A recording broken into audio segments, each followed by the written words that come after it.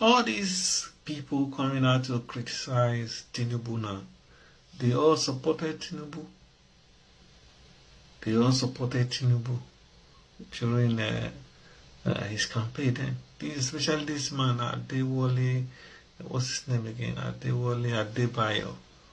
Yeah, the SDP guy. Well, they all supported Tinubu. I don't trust them. I don't trust any of them.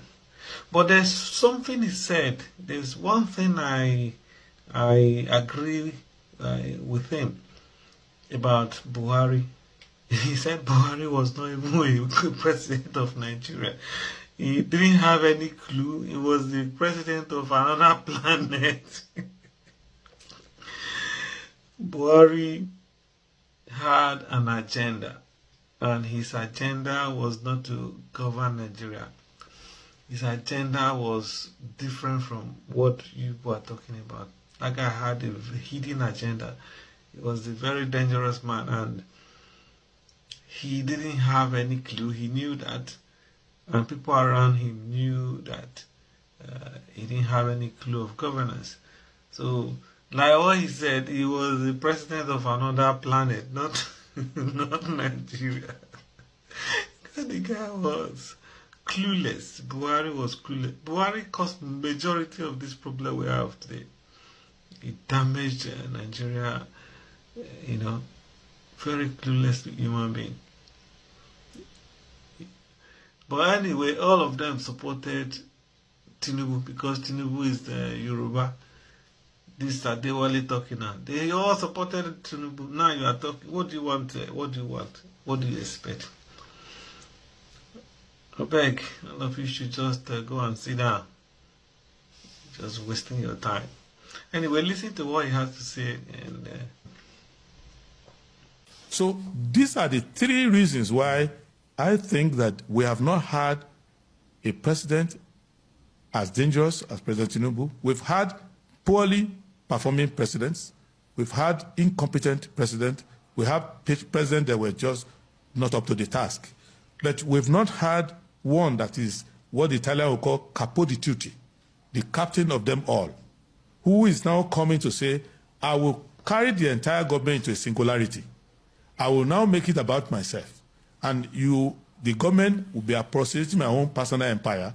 Tinubu represents a system of a self-centered elite who want to replace the colonial masters and who believe that the resources of the community, of the country belongs to them, and who believe that in trading favors among themselves, they can form an invisible queue of a limited number of people who will be taking power. And that's why Tinubu could tell you two things, which he told you publicly. There are many other things that are worse that he hasn't told you, that he's doing. But he told you two things. He said he read a litany of how many people he had helped to power. People he even knew were not competent, were not suitable. He said, I've helped them to power. This one was crying after losing. I made him to win. This other one, who's a governor, who will have made him governor? But I made him governor. So it is my turn. So he's not telling you that on behalf of Nigerian people, I have a mission to perform. He's saying, all of you unqualified people who from time to time have entered government, who is the person who made it happen for you? It is me. So you need to pay me back. Emilokon, it is my personal turn. Now, that's one philosophy of Tinubu, which I find to be a dangerous, narcissistic, and retrogressive philosophy. Then he went further to say, don't waste your time debating anybody, going anywhere to talk and convince anybody. I don't have time for all this balabulu and bolaba. Power is not served a la carte. You don't ask for it. What you do is that you grab it, you snatch it, and you run away with it. That is a fascist statement. To say that, ignore the people. They don't matter. Once you form enough power base, you grab the power, and from there, and if you see how he's running the government, he's quite a lawless person, and a president that is lawless like that frightens me, and it should frighten you, because how can you take control of the economy of Nigeria like a bandit, have 3 appropriation acts simultaneously running, and you are not obeying any of them? and you go further to take loans as you want and whimsically spend the money as if it belonged to you, you don't obey the Appropriation Act. And you have in contradiction between you and your minister, between you and the National Assembly, between you and all your ministers, because your ministers are coming out to say, not even 1% of my capital vote has been given to me, and nobody's accounting for the money. And you now make yourself a fiscal hangman that wants to hang every hardworking Nigerian under a draconian and complicated self-interested taxation regime, where now people are being taxed for no representation, no performance, no government. So there are many people who were fumbling and bumbling in government in the past. I was very critical of President Goodluck Jonathan. I respect him. He's been very kind to me. But someone like Jonathan should not have been president. He wasn't qualified. He wasn't ready to do the work. So it's not Tinubu that's the only one. You've had Buhari. Buhari was not even present on this planet. He was living in another cuckoo land throughout the time he was there. He wouldn't know what Nigeria looked like if he saw it on the map. But he was there for 8 years. So now, Tinubu is an organized and scientific destroyer of the system. So he has competencies, but he's using the competencies negatively because he has seen a lot of gap. He knows that. He knows three things. The Nigerian elite are feckless, and they're about themselves because he's been financing them for some time. He's been seeing them. He knows that these people don't mean anything. They don't stand for anything. So if I confiscate the resources, they will all come to me, and all of them will start following me. He has achieved that. He also knows that political parties are people just looking for a way to be recognized and be compensated one way or the other. They don't have fidelity to their party, and they are not committed to that. So he's managed to make sure that such political parties are decimated. Lastly, he knows that if the Nigerian people are given a sense of fait accompli, they can lose hope and say, well, what can we do? This man is going to be there anyway. Let me just give up. So these are the three reasons why I think that we have not had a president as dangerous as President Tinubu. We've had poorly performing presidents. We've had incompetent presidents. We have presidents that were just not up to the task. But we've not had one that is what the Italian will call capo di tutti, the captain of them all, who is now coming to say, I will carry the entire government into a singularity. I will now make it about myself. And the government will be appropriating my own personal empire. Is that how you see the Tinubu government? That is how they are working. Well, I mean, how do you then defend or your stance? At a point, you made a reference as to the fact that the Bola Tinubu government taxes everything. And there are those who will come out to say, that is not actually true. You don't have the fact. In criticizing this government, and you see some of the policies of this government, it will be good for us to stay on some of these issues that have made up this government as it's formed. For example, the issue of state policing. The government has come to say, the president has said he wants state policing. And there are those who will say, a lot of Nigerians have been asking for state policing. Are you excited by that kind of move? The Attorney General, the new one, has made a move by setting up a committee for state policing.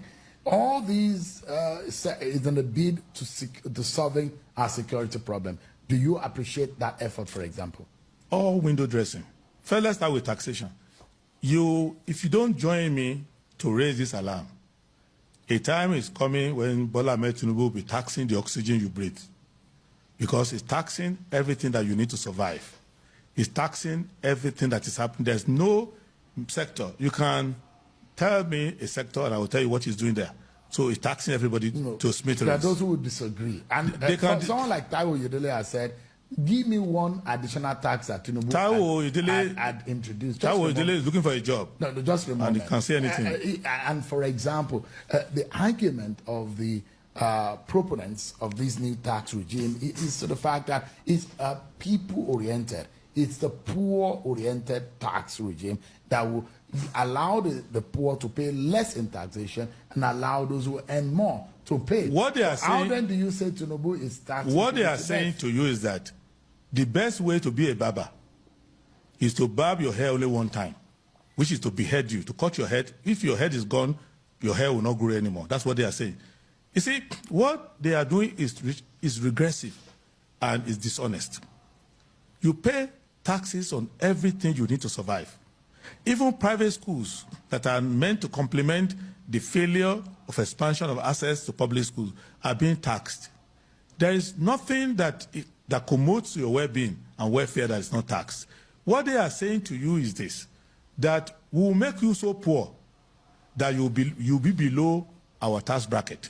So if I collect all the money in your pocket and you have no money left, I don't need to tax you anymore because I've already robbed you. So I already push you below minimum wage. I push you below survival rate. You cannot pay your house rent with the totality of all your income for the year. Cannot pay your house rent alone. You cannot use whatever your husband's salary or wife's salary to pay your children's school fees.